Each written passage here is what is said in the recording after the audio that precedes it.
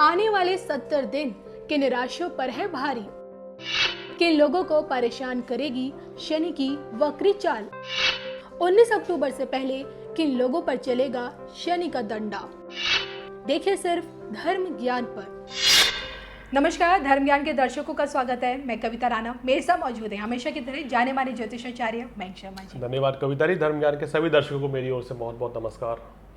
कर्म फलदाता शनिदेव, जिनके बारे में कहा जाता है कि भाई उनकी कृपा दृष्टि में कब रंग से राजा बन जाए और कब उनकी टेढ़ी दृष्टि में राजा भी रंग में तब्दील हो जाए, कुछ पता नहीं चलता। जी हाँ, आने वाले 70 दिन आखिरकार शनि अब अपनी वक्री अवस्था से धीरे धीरे मार्गी होने जा रहे हैं। जी हाँ, 11 अक्टूबर से शनि एक मार्गी हो जाएंगे, यानी कि अपनी सीधी चाल से चलेंगे। लेकिन उससे पहले, अपनी मार्गी चाल से पहले शनि की ये वक्री चाल, यानी कि आने वाले 70 दिन आखिरकार किन लोगों पर सबसे ज़्यादा भारी हैं, या फिर यूँ कहें कि शनि की अब तक की ये 70 दिनों की वक्री दृष्टि कहें, वक्री चाल आखिरकार किन राशियों पर सबसे ज़्यादा भारी है, किन राशियों को इस दौरान सबसे ज़्यादा सतर्क रहने की ज़रूरत है, ये हम आज मयंक जी से जानेंगे। ये हमारा शनिदेव पे स्पेशल एपिसोड है जिसे आप पूरा देखिएगा। तो आइए सबसे पहले मयंक जी से समझ लेते हैं कि भाई शनि की वक्री चाल, शनि की मार्गी चाल, दोनों में क्या अंतर होता है मयंक जी? देखिए, जब भी कोई ग्रह वक्री चाल चलता है तो उसके परिणामों में परिवर्तन आ जाता है। यानी कि अब आप ये देखिए, कोई व्यक्ति अगर सीधा जा रहा है वो उल्टा चलने लग जाए तो इसको कहना चाहिए शुभ तो बिल्कुल नहीं कहेंगे। और शनि जब वक्री चाल से चलते हैं तो कुछ राशियों के लिए ये बड़ा नुकसानदेह साबित हो सकते हैं। और शनि की वक्री चाल आमतौर पर जो है वो शुभ नहीं मानी जाती है। तो वक्री चाल में शनि 11 अक्टूबर तक वक्री रहेंगे, उसके बाद 11 अक्टूबर को मार्गी हो जाएंगे।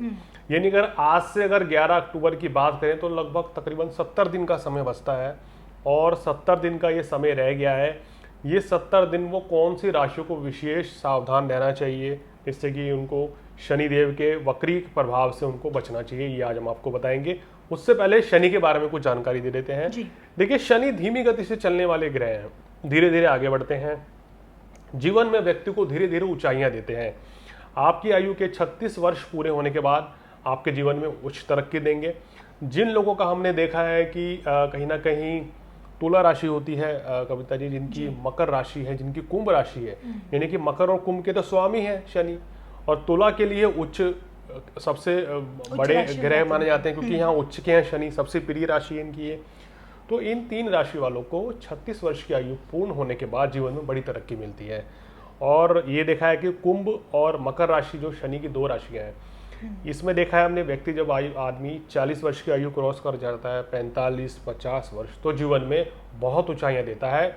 अपने क्षेत्र में, जिस क्षेत्र में आप काम कर रहे हैं या व्यवसाय कर रहे हैं, तो बड़ा नाम कमाने का मौका शनिदेव यहाँ देते हैं। कहते हैं कि अगर कुंडली में शनि बलवान है, शनि अगर उच्च के हैं, तो व्यक्ति को बहुत अच्छा इंजीनियर बनाते हैं, व्यक्ति बहुत अच्छा व्यापारी बनता है या बहुत अच्छा इंडस्ट्रिस्ट बन सकता है। अगर आपका शनि स्वराशि का है, यानी कि शनि मकर राशि में बैठा है आपकी कुंडली में, शनि कुंभ राशि में बैठा है, या शनि अगर आपकी कुंडली में तुला राशि में बैठा है जो उच्च का होता है, तो आपको निश्चित रूप से व्यापार करना चाहिए, तो आपको बड़ा लाभ मिलेगा। अगर ये तीनों ग्रह दशम भाव में इन राशियों में बैठे हों तो वो और भी लाभकारी और शुभ माना जाता है, क्योंकि दशम भाव स्वयं शनिदेव का है, 10वीं राशि शनिदेव की स्वयं है। तो दशम भाव में शनि उच्च के हो जाए मकर लगन में, या दशम भाव में शनि स्वराशि के हो जाए मेष लगन या वृषभ लगन में, तो विशेष लाभकारी माने गए हैं और आपको पूर्ण फल मिलता है। इसके अलावा शनि अगर आपकी कुंडली में वृषभ राशि के होते हैं, मिथुन या कन्या राशि के, तो भी आपको विशेष लाभ देंगे, शुभ फलों की वृद्धि करेंगे, क्योंकि ये शनि की मित्र राशि हैं। और शनि अगर अपनी मित्र राशि में बैठते हैं तो निश्चित रूप से व्यक्ति का भला करते हैं। धीमे धीमे शनि आपको शुभ फल देते हैं, धीरे धीरे जीवन में ऊंचाइयां देते हैं। अगर आप बुरे कर्म करते हैं तो उसका नतीजा भी आपको धीरे धीरे बुरा ही मिलता है। तो इसलिए शनि के बारे में कहा गया है कि शनि की दशा या ढैया अगर आपको लगने वाली है या चल रही है तो अपने कर्म सुधारें, अच्छे कर्म करें, गरीबों की सेवा करें, शनिदेव की उपासना करें और ज़रूरतमंद की मदद करें, तो शनिदेव आपको कभी नहीं सताएंगे और हमेशा शनिदेव की कृपा जो है आपके ऊपर बरसती रहेगी। बिल्कुल। और शनि की इसी धीमी चाल में उनके न्याय चक्र से बच पाना असंभव कहा जाता है। कहते हैं कि इसके उलट शनिदेव की जिस पर टेढ़ी दृष्टि पड़ जाती है तो फिर सोचिए उसका अंत सबसे ज़्यादा जी। करीब है। और आज हम मयंक जी से ये जानेंगे जो कि अब तक मकर राशि में शनि वक्री चल रहे हैं, 11 अक्टूबर के बाद मार्गी हो जाएंगे। और जैसे कि मयंक जी ने बताया है कि भाई मार्गी चाल शनि देव उस टाइम शुभ फल देते हैं। लेकिन देखिए उससे पहले अगर अब वर्तमान स्थिति पे गौर करें तो ये आने वाले 70 दिन किन राशियों पर यानी कि शनि की वक्री चाल किन लोगों पर सबसे ज़्यादा भारी है, किन लोगों को सबसे ज़्यादा सावधान रहने की ज़रूरत है आज से आने वाले 70 दिनों में, मयंक जी से जानते हैं। जी। मयंक जी, पहली राशि वो कौन सी है? देखिए, वो पहली राशि है दर्शकों मिथुन राशि। जी। कारण क्या है कि मिथुन राशि वालों को भी शनि की ढैया चल रही है और ये अष्टम भाव में ढैया है। देखिए, अष्टम भाव में आपके शनि वक्री हैं तो ये शुभ नहीं है। ये आपको स्वास्थ्य संबंधी परेशानियां दे सकते हैं, स्वास्थ्य में उतार चढ़ाव रह सकता है, आर्थिक संकट का इस दौरान सामना भी करना पड़ सकता है। यानी कि पैसा आ तो जाएगा लेकिन वो खर्च हो जाएगा या तो बीमारी में, या आप कहीं बिजनेस में इन्वेस्ट कर देंगे और वहाँ हानि हो सकती है, घाटा हो सकता है, या किसी को गलती से पैसा उधार दे सकते हैं, ये भी हो सकता है, ये भूलवश भी हो सकता है। तो थोड़ा सावधान रहिए इस समय। जी। 11 अक्टूबर तक आपको क्या करना चाहिए मिथुन राशि वालों? एक तो अपनी सेहत का ध्यान रखें, बाहर के खाने पीने से बचें क्योंकि व्यक्ति उन्हीं से ज़्यादा बीमार होता है कविता जी। बिल्कुल बिल्कुल। मौसम परिवर्तन का आपकी राशि के ऊपर सबसे ज़्यादा असर देखा जाएगा, तो इस दौरान भी आप बीमार पड़ सकते हैं और बीमारी पर पैसा खर्च हो सकता है 11 अक्टूबर तक। तो इस चीज़ का थोड़ा ध्यान रखिए, किसी को पैसा उधार ना दें। लॉटरी जुए सट्टे से मैं लोगों को सलाह देता हूँ कि हमेशा दूर रहना चाहिए और आपको तो बिल्कुल भी इस जगह कहीं भी निवेश नहीं करना चाहिए, तो आपके लिए बेहतर रहेगा, अन्यथा परेशानियां आपकी इस समय बढ़ेगी। नए कार्य की शुरुआत करनी हो, नौकरी परिवर्तन से भी इस समय बचना चाहिए 11 अक्टूबर तक। चले आइए, ये मयंक जी ने बताया कि मिथुन राशि वाले जातकों को सतर्क रहने की जरूरत है। मयंक जी, दूसरी राशि कौन सी है? देखिए, दूसरी राशि के ऊपर प्रभाव बहुत कम रहेगा, वो है तुला राशि। लेकिन ये राशि हमने इसलिए जोड़ी है कि इनके ऊपर नेगेटिव इम्पैक्ट थोड़ा रहेगा 11 अक्टूबर तक। तुला राशि वालों की चतुर्थ ढैया चल रही है, हालांकि आपकी चतुर्थ ढैया जो है आपके लिए शुभ रहती है, परेशानी नहीं करती है, लेकिन शनि वक्री है।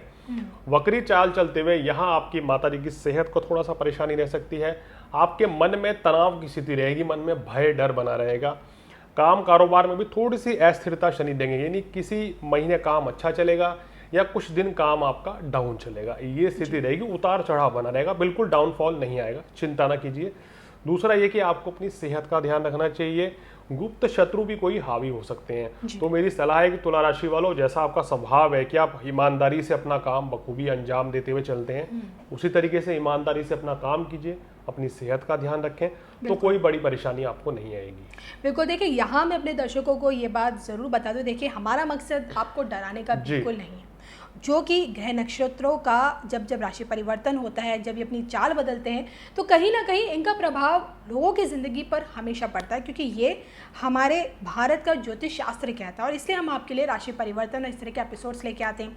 और जो कि आज हम आपको बता रहे हैं कि भाई आने वाले 70 दिन जब शनि अपनी वक्री अवस्था में रहेंगे, तो ये 70 दिन किन राशियों पर सबसे ज़्यादा भारी हैं। अब तक हमने मयंक जी से जाना मिथुन राशि और तुला राशि वालों के बारे में। मयंक जी, तीसरी राशि कौन सी है? देखिए, तीसरी राशि जो है मकर राशि है। जब कभी भी आपकी राशि का स्वामी वक्री होगा तो ये आपके लिए इतना बेहतर नहीं माना जाता है। हम कहते हैं कि मकर राशि में ही शनि विराजमान है अभी और वहीं वक्री हो गए हैं, तो यहाँ देखिए आपके स्वास्थ्य को लेकर थोड़ी सी परेशानी बनेगी, थोड़े से जीवन साथी के साथ कोई मतभेद हो सकता है, घर परिवार के सदस्यों के साथ कोई इस दौरान मतभेद हो सकता है, या आपके जीवन साथी का स्वास्थ्य ठीक नहीं रहेगा। किसी नए कार्य की शुरुआत वक्री अवस्था में नहीं करनी चाहिए, जो कि बहुत से लोग जाने अनजाने में कर देते हैं लोग, तो फिर उनको परेशानी का सामना करना पड़ता है। तो वक्री अवस्था में नए कार्य की शुरुआत ना करें, नौकरी परिवर्तन से बचें, तो आपके लिए बेहतर रहेगा, तो फिर कोई नुकसान नहीं होने वाला है। मयंक जी, मकर राशि के अलावा अगली राशि? देखिए, इसके अलावा जो अगली राशि है वो कुंभ राशि है, क्योंकि कुंभ राशि में 12वें भाव में शनि वक्री होंगे, खर्च के भाव में, तो यहाँ खर्च थोड़े से बढ़ सकते हैं। इस समय जो घरों की स्थिति के अनुसार जो मैं कह रहा हूँ कि ये खर्च विलासिता पर आप ज़्यादा खर्च करते हैं कुंभ राशि वालों, इस समय थोड़ा सा खर्च कम कीजिए, बजट बना के चलिए तो आपके लिए फायदेमंद रहेगा। अन्यथा अगर आप अनलिमिटेड एक्सपेंसेस कर देंगे तो महीने का आपका जो बजट है वो भी मिसमैनेज हो जाएगा। तो इसको आप मैनेज कीजिए, खर्च थोड़ा कम करें, अपनी सेहत का थोड़ा इस समय ध्यान रखें, किसी से वाद विवाद ना करें, क्योंकि शनि की दृष्टि जो है वाणी स्थान पर भी पड़ रही है। आपके मुंह से कोई कटु वचन निकल सकते हैं जिससे किसी का दिल, अपनों का या आपके ऑफिस में या अपने मित्रों को कष्ट पहुंच सकता है। तो इसलिए वाणी पर संयम रखें तो आपके लिए बेहतर रहेगा। हालांकि ये समय आपका भाग्योदय का भी है, भाग्य का पूर्ण लाभ मिलेगा, जिसके बल से आपके कार्य पूरे हो जाएंगे। लेकिन फिर भी थोड़ा सा मानसिक तनाव, अनिद्रा या कुछ थोड़ी बहुत समस्या आपको रहेगी। जो चीज़ हमने बताई है उन चीज़ों का पालन करें तो समस्या इतनी बड़ी नहीं रहेगी। मैं इसके अलावा आगे कोई राशि? देखिए मेरे ख्याल में ये 4 ही राशि हैं और इन 4 में भी 3 राशि मिथुन राशि, मकर राशि और कुंभ राशि के ऊपर ज़्यादा मतलब कि प्रभाव रहेगा।